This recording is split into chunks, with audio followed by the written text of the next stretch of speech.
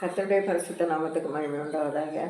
இதை கேட்டுக்கொண்டிருக்கிற ஒவ்வொரு தேவ பிள்ளைகளோடும் தேவன் கிருபையாக இருப்பாராக. ஒவ்வொருவரும் நீங்கள் வேதம் வாசிக்கணும், ஜெபம் பண்ணணும், அந்த ஒரு ராஜ்யத்துக்கு ஆயத்தப்படணும். அதுக்கு வேண்டியதான் இந்த பிரயாசம்லாம். வசனத்தை சரியாக சொல்லி தரணும்னு ஒரு ஆசை. அது ஆவியானவர் சொல்லி தந்த சில காரியங்களை நான் உங்களுக்கு சொல்லித்தரேன். கேட்குறவங்க கேளுங்க. யாரெல்லாம் நித்திய ஜீவனுக்கு வர்றது உங்களுக்கு இஷ்டமோ அவங்களுக்கெல்லாம் நீங்கள் அனுப்பி கொடுங்க. எல்லோரும் இந்த வார்த்தைகளை கேட்கட்டும். இன்றைக்கி சபைகள் பற்றி பேசலாம்னு நினச்சிருக்கேன். இந்த உலகத்தில் ஒவ்வொரு வீட்டுக்கும் ஒவ்வொரு ஊருக்கும் ஒவ்வொரு ஒழுங்கு உண்டு. அந்த ஊரில் உள்ள தெருக்கள், உள்ள பஞ்சாயத்து, டேக்ஸு கட்டுறது, ஓடைகள் தண்ணி போகிறது, வேஸ்ட்டு தண்ணி போகிறது, ஒவ்வொரு வீடுகளுக்கு சோறு, காம்பவுண்டு, இப்படி பல காரியங்கள் ஒவ்வொரு ஊர்லேயும் ஒவ்வொரு ஒழுங்கு இருக்கும். வீட்டுக்கு ஒரு ஒழுங்கு இருக்கும். ஒவ்வொரு அங்கத்தினருக்கும் ஒவ்வொரு ஒழுங்கு இருக்கும். ஒவ்வொரு ஆள் ஒவ்வொரு காரியம் செய்யும். அந்தந்த காரியங்களை அவங்க கவனிச்சிடுவாங்க. சிலர் தோட்டங்களை கவனிப்பாங்க, சிலர் வீட்டில் உள்ள காரியங்களை கவனிப்பாங்க, சிலர் வீடை க்ளீன் பண்ணி சுத்தம் பண்ணி வீட்டில் உள்ள சமையல் இதெல்லாம் பார்ப்பாங்க. இப்படி ஒவ்வொருத்தருக்கும் ஒவ்வொரு வேலை இருக்கும், ஒவ்வொரு பொறுப்பு இருக்கும். ஒரு வீட்டில் ஒரு ஆள் ஒரு உத்தியோகம் கிடச்சோ இல்லை ஒரு வெளிநாட்டுக்கு போயோ ஏதாவது ஒரு உயர்வு வருதுன்னா அந்த குடும்பத்துக்குள்ள உயர்வு தான்.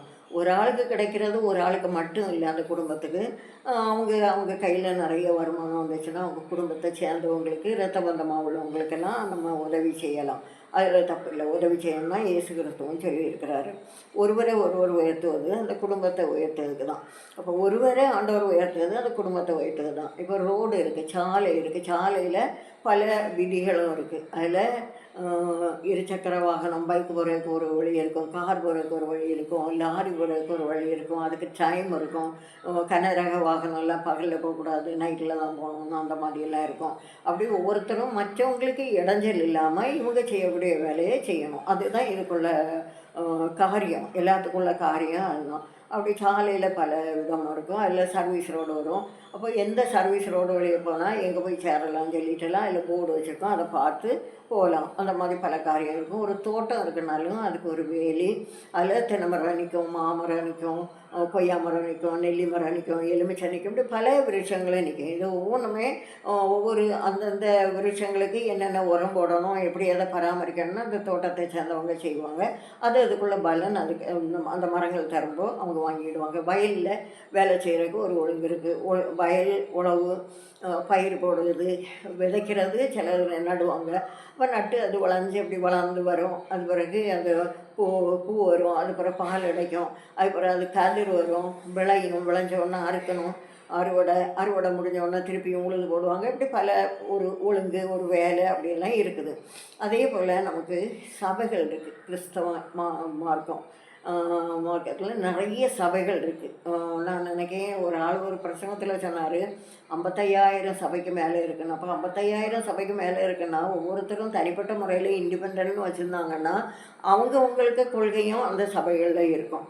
ஆனால் அந்த மாதிரிலாம் இருக்கக்கூடாது. எல்லாத்துக்கும் முழு கொள்கை நமக்கு இந்த வேத புஸ்தகம் தான். வேத புஸ்தகத்துக்கு தான் நம்ம கீழ்ப்படியணும். இப்போ எல்எம்எஸ் சபை, CSI, CNI, church of South India, church of North India, Lutheran, Salvation Army, seventh day, RC, Pentecostal church, அப்படி ஒவ்வொரு பல பேர்லேயும் பல சர்ச்சுகள் இருக்குது. ஒவ்வொரு சபைக்கும் ஒவ்வொரு ஒழுங்கு உண்டு. அப்போ என்ன ஒழுங்கு இருந்ததுனாலும் அந்தந்த சபைக்கு ஒவ்வொரு ஒழுங்கு, போகிறது வர்றது எல்லாம் இருக்குது. சிலர் கேட்டை பூட்டிடுவேன்னு சொல்லுவாங்க, கதவு பூட்டிடுவேன்னு சொல்லுவாங்க. அப்படியெல்லாம் பூட்டக்கூடாது. இயேசு கிறிஸ்து என்ன சொல்லார்? இதோ திறந்த வாசலை உனக்கு முன்பாக வைத்திருக்கிறேன்னா சொல்லியிருக்காரு. அப்போ திறந்த வாசல், நம்ம சபைக்கு வாசல் எப்பவும் திறந்தான் கிடக்கணும். அப்போ தான் எல்லோரும் வருவாங்க, வர முடியும். யார் எந்த நேரம் வருவாங்கன்னு சொல்ல முடியாது. இங்கே இருக்கவங்க மட்டும் இல்லை தேவராஜ்யத்துக்கு போகிறது, புது ஆட்களும் வரணும், புது மனுஷரும் நமக்கு வரணும்.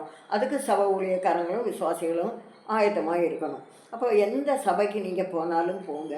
எந்த சபைக்கு நீங்கள் போகிறீங்களோ அந்த சபைக்கு நீங்கள் உண்மையாகிருங்க.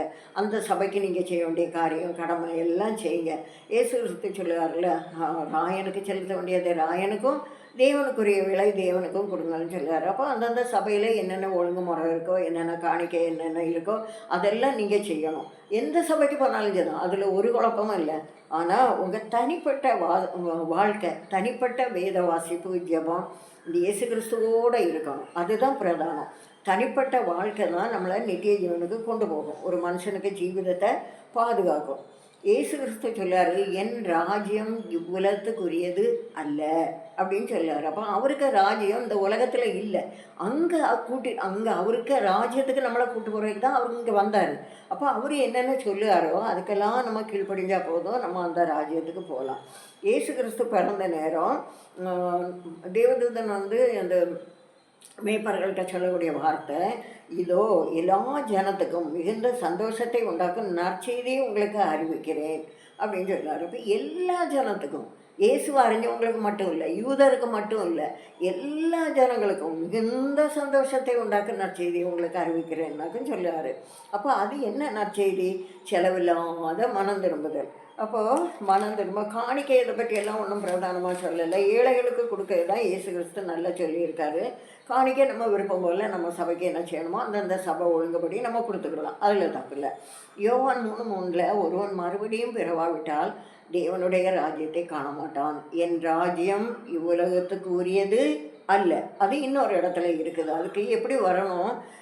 ஒருவன் மறுபடியும் பிறவாவிட்டால் தேவனுடைய ராஜ்யத்தை காண மாட்டான்.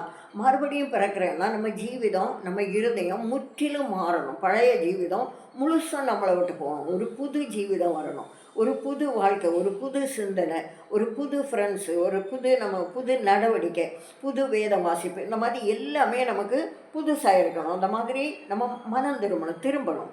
ஒருவன் 3:5 ஒருவன் ஜலத்தினாலும் ஆவியினாலும் பிறவாவிட்டால் தேவனுடைய ராஜ்யத்தில் பிரவேசிக்க மாட்டான். இதுதான் இயேசு கிறிஸ்துவுக்கு அழைப்பு. அப்போது தேவனுடைய ராஜ்யத்தை காணணும், அதுக்கு நம்ம போகணும். அதுக்கு தான் இயேசு கிறிஸ்து இந்த வேத புஸ்தகம் நமக்கு தந்திருக்காரு. நீங்கள் எந்த சபைக்கு போகிறீங்களோ போங்க, அதில் ஒரு சங்கடமும் இல்லை. விக்கிரகம் இல்லாத சபைக்கு போகணும்.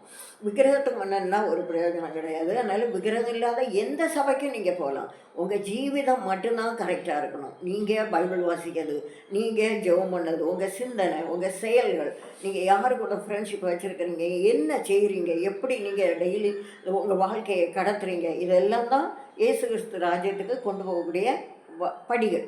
இதுதான் இயேசு கிறிஸ்துவுக்கு அழைப்பு. ஜீவனை பாதுகாக்க என்ன செய்யணும்? வேதம் வாசிக்கணும், ஜெபம் பண்ணணும். ஆண்டவர் தாமே இந்த வார்த்தைகளால் உங்களை ஆசீர்வதிப்பாராக, பாதுகாத்து கொள்வாராக. ஆமென்.